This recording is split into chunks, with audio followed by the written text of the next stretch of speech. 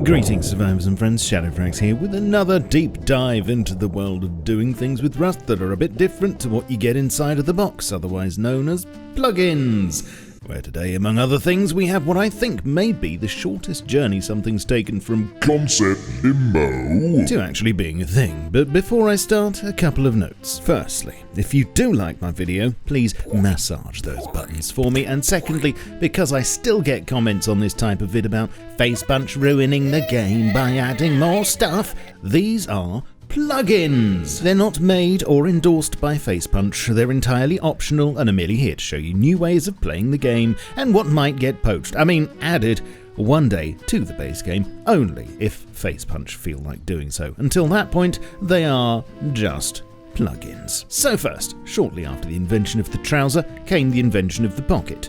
Or maybe even before. Perhaps it was already invented and just waiting for something to be attached to. Whatever. Since that time, one question has hung over the minds of pocket enthusiasts everywhere. What if said pockets could be portals to other dimensions? And if so, what if we ourselves could enter them and finally get away from other people? Okay, technically that's two questions, but it seems the answers have finally presented itself themselves. Q. Pocket Dimensions by Nikedemos. Step 1. Create a 3x3x3 base shell with exactly one doorway. Step 2. Slap down a tool cupboard and interact with its UI to convert your new base into a pocket dimension, which now fits neatly inside a small wooden box, which in turn can be kept in your pocket and deployed wherever you like. Yes, that's a 25,000 cubic foot TARDIS jangling around with your loose change, and once deployed, you can enter it, upgrade it, furnish it, and do everything you'd normally do in a base. Store, craft, smelt, grow, party! It's up to you, and when your feet get itchy, just pick it up with all the contents and shuffle off somewhere else. But make sure you maintain the upkeep and protect it from raiders, because should just one of the outer blocks decay or get destroyed, the entire pocket dimension will collapse spectacularly in on itself and vomit out the contents of all storage containers, turrets, the tool cupboard, etc., along with any players inside.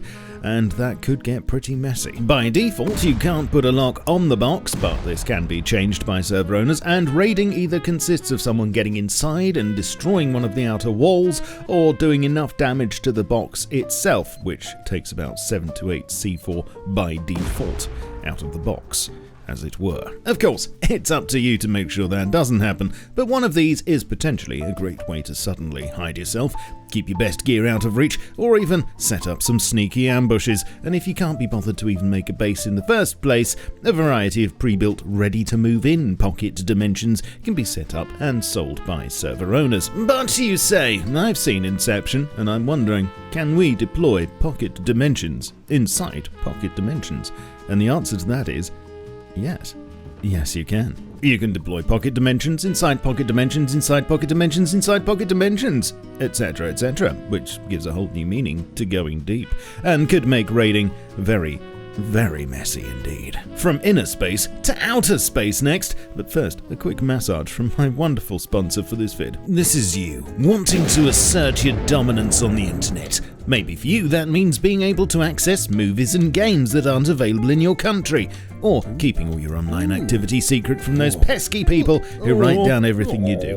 Internet service providers, that's why you need NordVPN. The NordVPN horse will take you to a special pocket dimension that encrypts your data and hides your real IP address, which for one thing makes you immune to DDoS attacks. But apart from being a VPN, it comes packed with a ton of cybersecurity features that work even when you're not connected, such as blocking intrusive ads, malicious trackers and websites, and monitoring that your data hasn't been leaked to the dark web. Connect to over 5,000 super fast servers in nearly 60 countries from wherever you're hiding. There's a Nord app for Windows, Mac OS, iOS, Android, Linux, Android TV, and probably even your nan's wooden leg. It works whilst you're out and about and can be used on up to 6 devices simultaneously with unlimited bandwidth. And if you need another reason to grab NordVPN, right now you can get a 2-year plan at 65% off month, plus an additional 4 months absolutely free by using my link down below or with code Shadowfrax. Back to the video, and thanks to the efforts of a few incredibly kind and selfless billionaires, these days going to space is supposedly getting easier. So easy, in fact, that thanks to a new scarily realistic plugin from Adem, it's now only a few hundred feet up. Imaginatively titled Space, this plugin manages an event which allows players to travel to a cold atmospheric zone devoid of gravity and oxygen, and even visit the International Space Station, which has kindly decided to stay very still for once, probably because it's surrounded by meteors, crates, NPCs and spaceships and it's too scared to move. Players will need a space suit to survive in space, quelle surprise, and can get there either in space ships, which will spawn around the map and which can fire space torpedoes, or via a balloon. I did say it was scarily realistic, didn't I? Plus, balloons in space can be used as escape capsules to return to Earth. Once up there, destroying the station's Bradley defences will let you gain entry to pillage all its lovely spacey sciencey loot, or you could just fart around in space.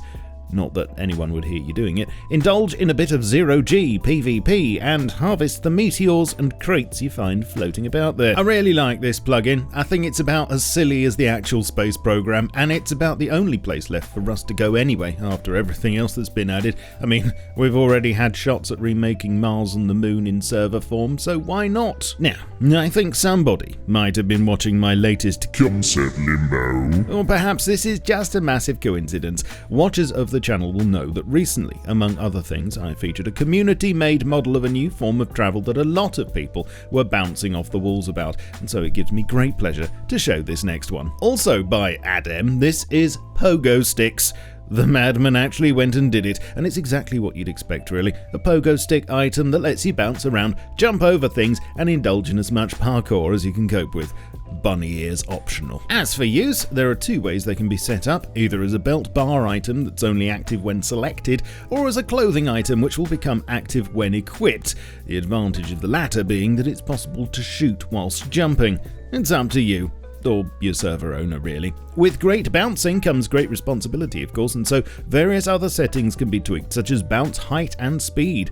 And although as default they won't work very well on sand or snow, for obvious reasons, server owners can forego realism and override this in the config if they like. Please jump into the comments and let me know what you think of this one. Okay, so apart from pocket dimensions, outer space, and pogo sticks, what else does Rust need? What about a constant feeling of existential dread, not just on the land, but also the sea? I mean, it's nice to see NPCs making an effort to spice up our lives at monuments, along the roads, and with the occasional aerial visitation, but there's a distinct lack of aquatic aggravation, apart from sharks. But okay, above the waves anyway. Introducing water patrols, and interesting to note here that scientist boat patrols is something that's been on the roadmap for a while, but why wait, eh? This plugin by, and I never know how to pronounce his name properly, Kpuctaji, I think, adds marine patrols to your server and can spawn rahibs with NPCs that will chase any players they notice. It is possible to escape them. Alternatively, you could stand your ground, or water, and fight them to take whatever loot they have in their boat. But be warned, if you decide to run and hide in a beachside base, they won't hesitate to reach for their rocket launchers and go to work. In the config, you can create several patrol presets and specify where they should hang around. For instance, you could add an extra layer of difficulty to the oil rigs if you like. You can specify how many boats and NPCs there should be, NPC difficulty, clothing, weapons, and loot, so there are a lot of options to make these patrols as much or as little of a nuisance as you wish. A free plugin now, and yet another from Concept Limbo. Something that I mentioned a while back was the possibility of using the shovel end of the kayak paddle to actually dig things up. A revolutionary idea, I know, but someone else agreed with me, it seems. This is a simple, free plugin available on Umod that lets players with the permission to get stone and other resources from hitting the ground with the shovel. It's not designed to give you a lot, but it's a reliable supplement, and in addition, as bonus, they can also be used to unearth any buried stashes that may be lying around, although this can be disabled if needed. Different terrain will yield different resources. Grass gives you plant fibers and sometimes grubs. Dirt sometimes gives you worms. Gravel can sometimes give you metal. Sand has a chance of sulfur, and riverbeds can give grubs and metal. Let me know what you think to this one and whether you dig it. Also, tell me which of the other plugins I've featured here would work in Rust in your opinion. I always love to read your thoughts, and stay tuned for more showcases like this in the future. Leave a like if you enjoyed this little journey. Come and follow me on Twitch, Twitter, Facebook, Discord, and my Steam group. And if you'd like to fling some support my way, then you can do so on Patreon, via YouTube memberships, or on my merch store. Links are all below. This will catch you all soon. But in the meantime, keep calm and stay rusty. Cheerio.